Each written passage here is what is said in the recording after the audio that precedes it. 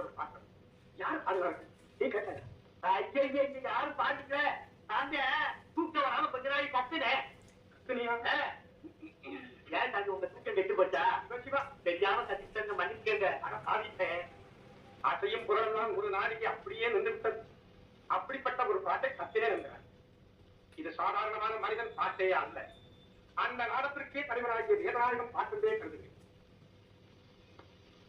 நீ யாரு என்ன ஜாதி என்னமோ கேட்கிறியா?